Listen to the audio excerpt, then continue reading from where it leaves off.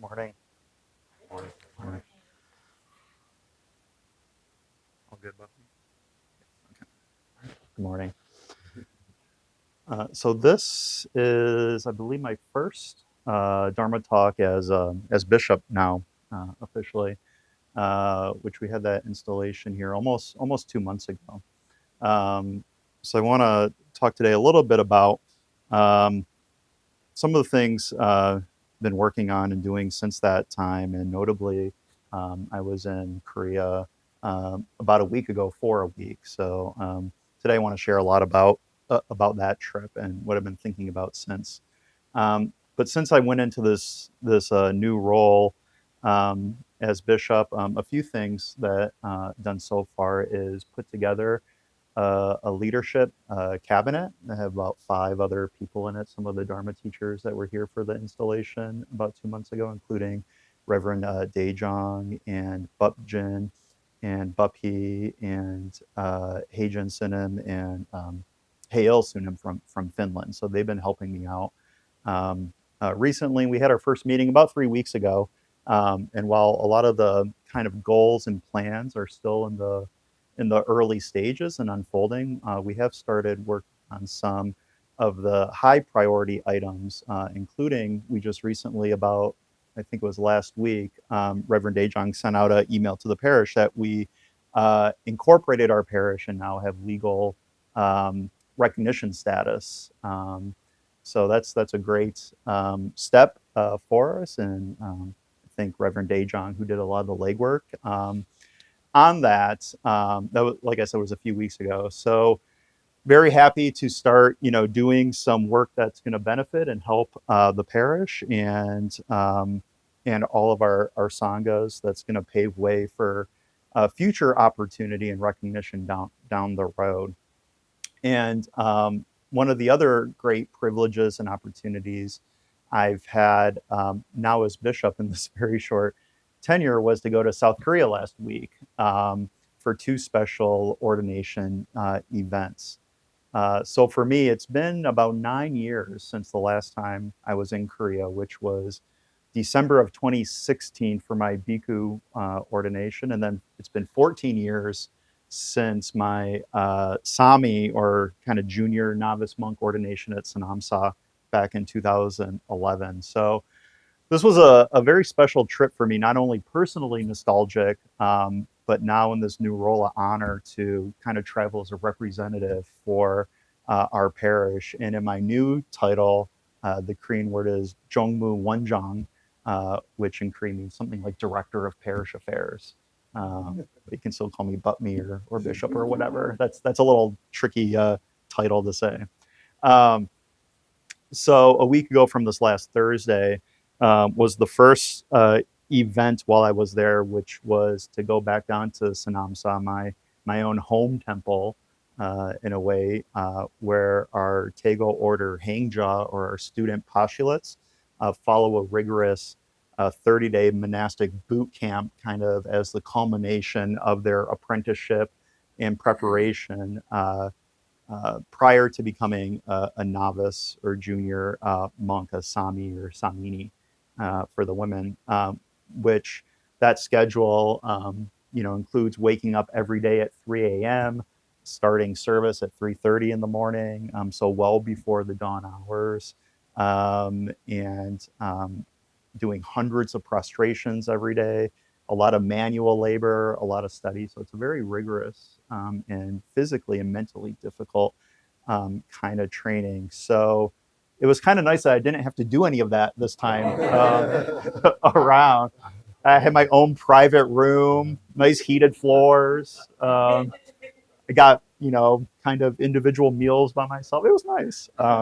So I got to sit in chairs. It's wonderful. But Seonamsa is a very special place, especially for our order. It's a sacred site and temple that has a history that's almost 1,500 years old.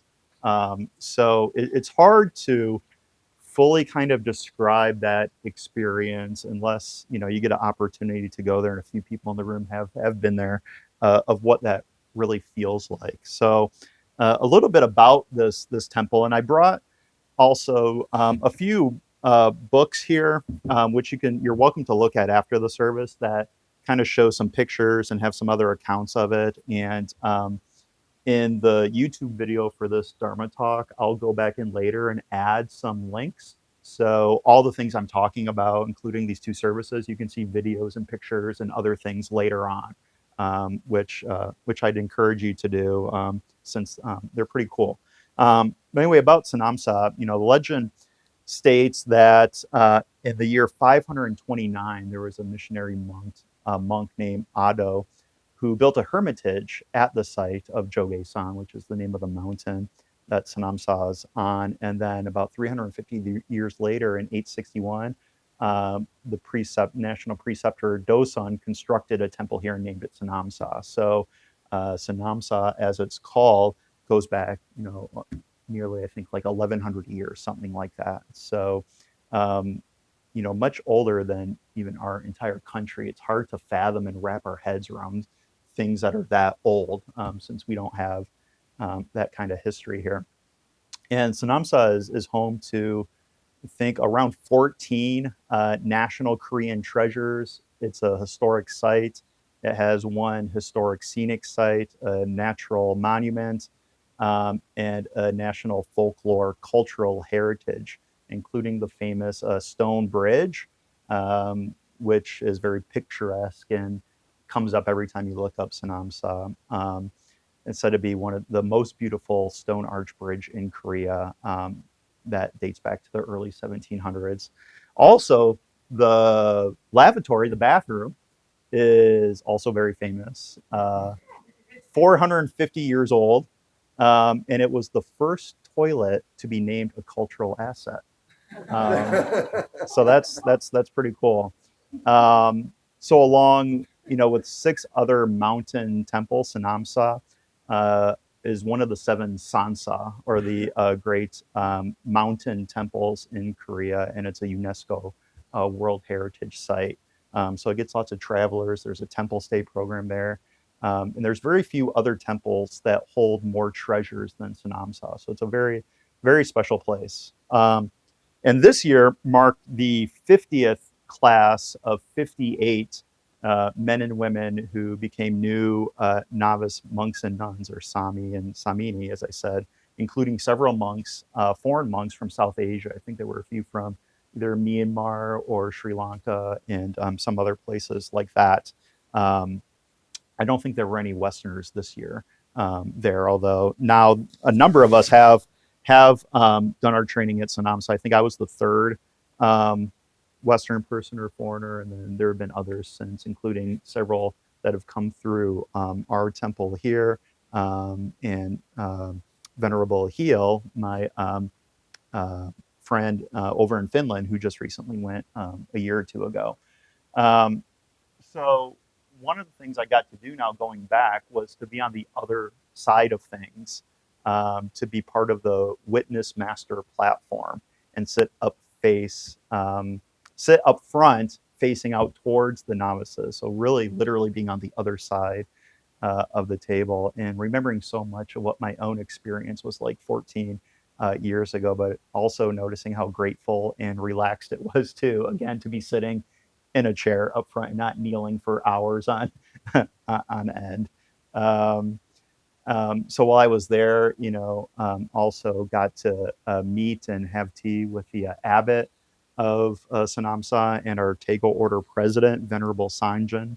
Again, not something you get to do as a student, as a postulant there, getting into the abbot's quarters and just being around, all the senior people in the order. So a very rare and cool privilege. And before the procession to the ordination, getting to go inside to the Supreme Patriarch's courtyard and see a private Yeong-san-jae performance before the procession led into the front of the main courtyard there.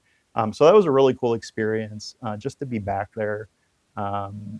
Again, it's hard to kind of put in words what that's like, but at least you'll be able to see some pictures and videos a little bit later if you're curious about that. But the other major event and main reason I was invited to Korea earlier this month was to take part in a very large and special international Vinaya Dharma assembly for the Bodhisattva precepts. And this was the first large scale gathering. It was estimated over 10,000 people that our Taego order had organized in over 30 years. It took a place in Gwanghwa Moon Square in downtown Seoul, right in front of the Gyeongbo-gung Palace, which this palace is, again, one of the kind of national historic treasures right in downtown Seoul, established in 1395, was the first royal palace of the Joseon dynasty. So it's a pretty scenic place to have a gathering like this. And I was invited as one of the seven international witness masters. I was the only Western monk and maybe the only white guy there too, I think. I was the token white guy. Along with other senior monks from China, Sri Lanka, Thailand, Myanmar, Vietnam, and Nepal. These are some of the little handouts and booklets that they had out there, so you can peruse these later if you want. See my name listed in there in Korean and in one of the books there. And our Grand Patriarch of our parish, Jungme Kunsanen, he was one of the Korean witness masters for both of these ordination ceremonies, both at Seonamsa and in this Precept Ceremony. So the scale and scope of this event was huge. The energy was electric there. I've never been present to such a large scale Buddhist gathering or event. Not anything we can have here in America, right? Being less than like 1% of the US population, it's not likely to ever happen here. So something like this can really only happen over in Asia. You see hundreds of other monks there from all over the country, thousands of lay people. It was pretty awesome. And before the procession, I got to hang out in the VIP tent since I was one of the international masters. And one table over from me was our Supreme Patriarch, who's pictured up there on the wall, Venerable Yeong-san-jae Explanations.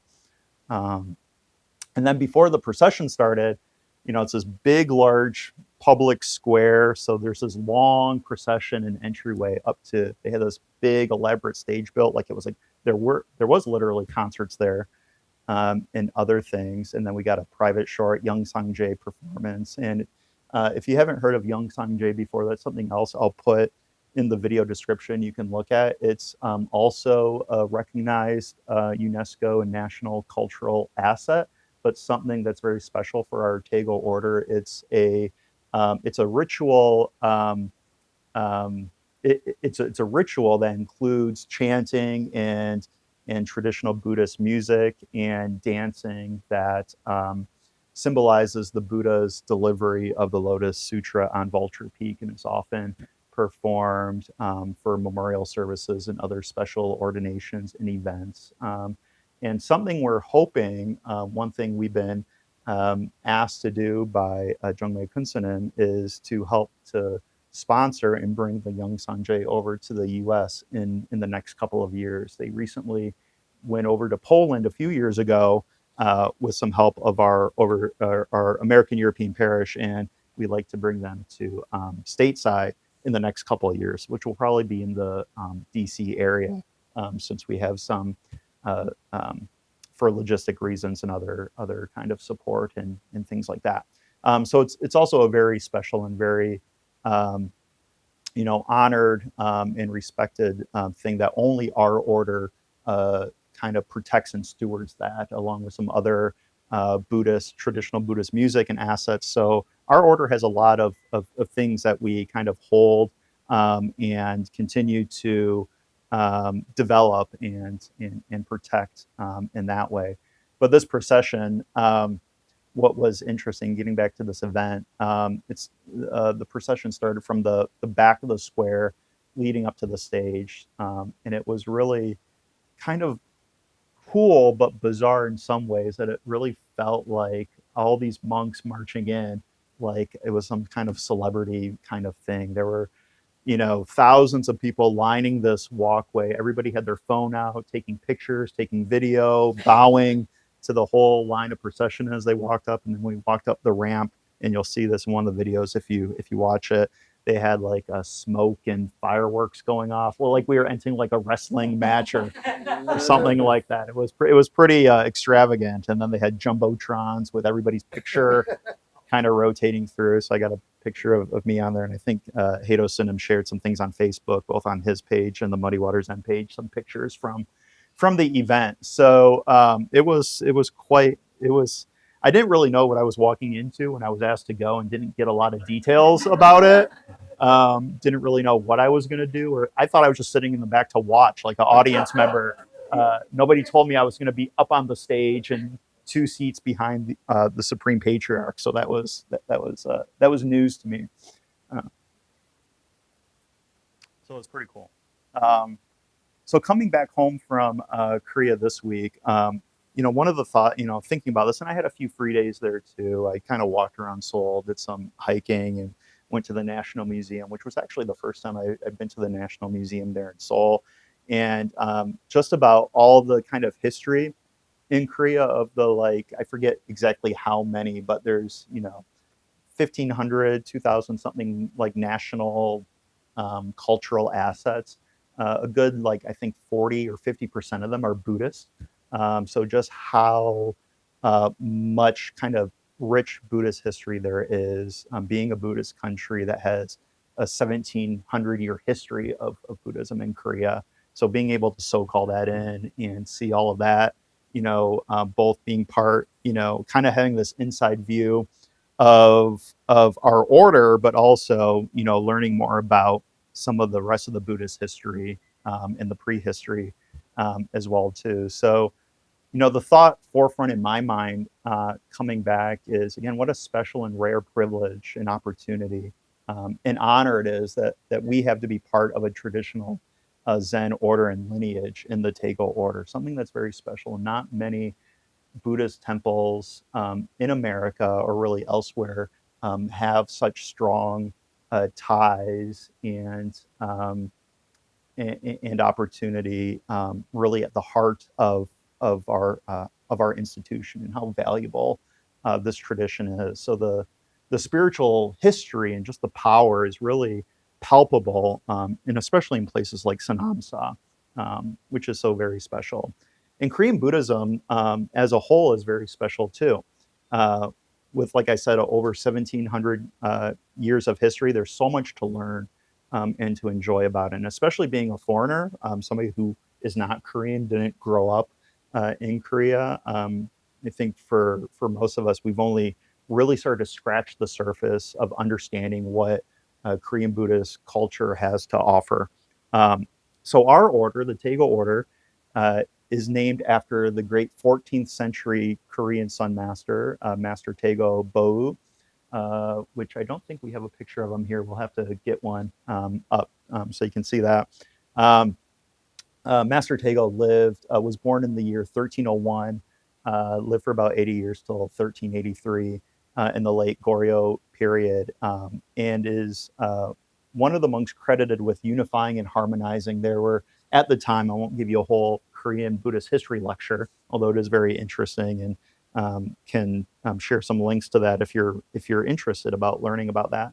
But Master Taego, anyway, at the time he was born, it was a turbulent period politically. Right at the end of a dynasty, things were starting to change. There were lots of different schools and branches of Zen and Buddhism, or Sun, to use the proper Korean word, rather. And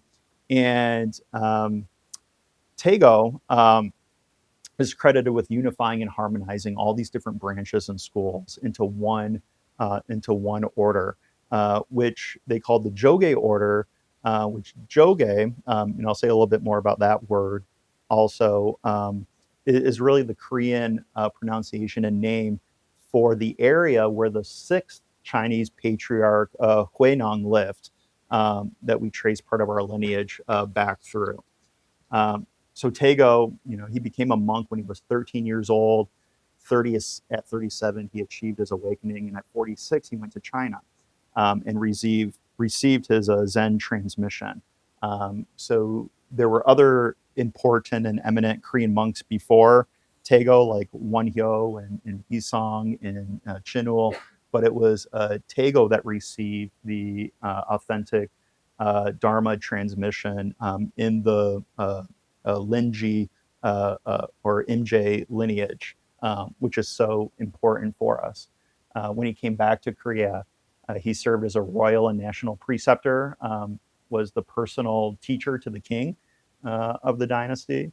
And in Korea today, there's two large Sun Buddhist orders, the Jogye order and our Taego order. And both of our orders trace our patriarchal lineage through Master Taego all the way back to Shakyamuni Buddha, through Linji and Huining.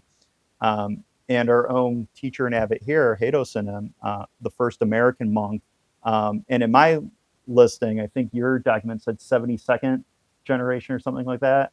It may be somewhere between that or 81st. I have in this list of the full Dharma lineage when he received transmission almost 4 years ago in January 2022. So I have the full list here. So if you're curious on this, you could I can send this to you. I'll put this in a link in the video too and leave a copy here. But it's really cool just to see all that history going back, 2,600 years to Mahakashapa, the first of the Buddha's disciples to receive that flower sermon and transmission, the silent mind-to-mind transmission, all the way through our Grand Patriarch, Jungme Kunsanim, onto Heido Sunim and some of Kunsanim's other students and disciples.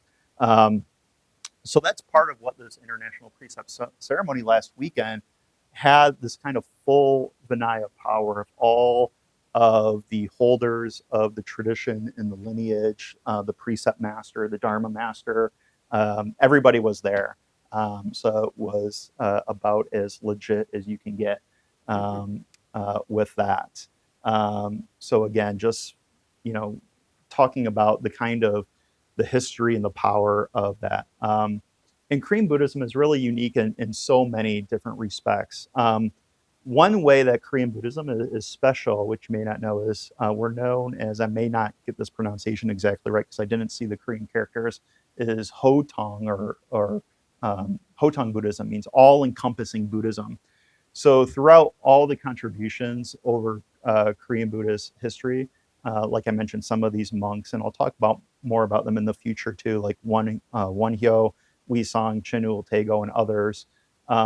All the different kind of Buddhist philosophies and sects. Just like in any large religion, there's lots of different schools, lots of different philosophies, lots of different approaches. And what's kind of special and unique about Korean Buddhism, for a lot of these ancestors and patriarchs over time, they work to harmonize and to pull together all these different practices. So, we have elements of the Linji lineage of Ganhwa Sun, or focusing on the Hwadu, of Pure Land practices, of chanting and Kido and Yebul, of bowing, of meditation. So we kind of utilize everything, every different practice that different Buddhist groups may focus on or specialize in. Korean Buddhism really embraces all of it. And merges both kind of the sun meditation, the Kyo or the doctrinal or scholastic schools, the flower garland, the Avatamsaka. All of these things are all encompassed and practiced in all different ways in our Korean tradition, both in the Jogye order and the Taego order. So we're second of the two largest Korean Buddhist orders, Sun orders in Korea. And nowadays there's about a handful of different Buddhist associations and different orders in Korea, but we're the second largest. And the really main difference between the Taego order and the Jogye order now is that our order allows married monks, but in more administrative and legal differences rather than philosophical or liturgical or doctrinal. The practices are very, very similar. And some of that was a result of influence from early 20th century Japanese invasion and occupation in Korea, and some of those practices that were imposed and kind of remained after World War II. So to see this long history of Buddhism and everything Korean Buddhism has endured, including for several hundred years. Another unique aspect of this is this mountain Buddhism, the Sansa Buddhism, like Seonamsa represents. Because right after Master Taego's life, in the next dynasty, it was very hostile to Buddhism, and Buddhism was driven out for about 500 years, from 1393 to 1894 by the Joseon dynasty, which favored Neo-Confucianist practices. So Buddhism was pushed off into the mountains, and like so many of our temples now, you find them outside the cities and towns. Just how the dynamics of Korean Buddhism have taken on this really mountain-like kind of aesthetic, and some of the other practices that come along with that, which make it unique. So it's pretty incredible that, after all of that, that Korean Buddhism has kind of survived, 500 years of internal kind of oppression, foreign invasion and occupation, a world war, and so many other trials and tribulations, attesting to kind of the resilience and the real power that it has.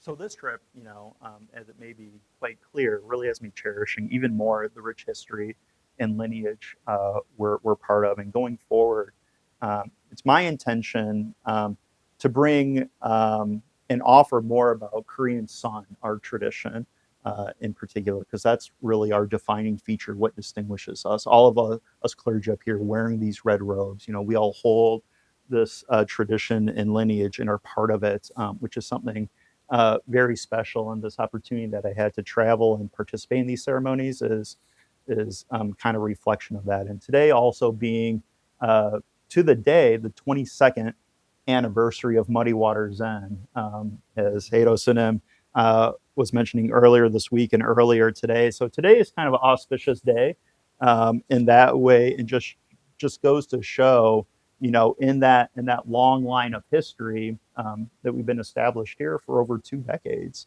now. So, our temple here, being the seat of now 2 bishops and so many monks and Dharma teachers and Sangha that have come through here, this is the most important Taego temple outside of Korea. So we have a pretty special thing here, and glad you're all here, and for everybody that supports Muddy Water Zen and all of our work and all the clergy here. With that, I'll end and say Sungbuha Shipshio, and you and everyone together realize the Buddha's way.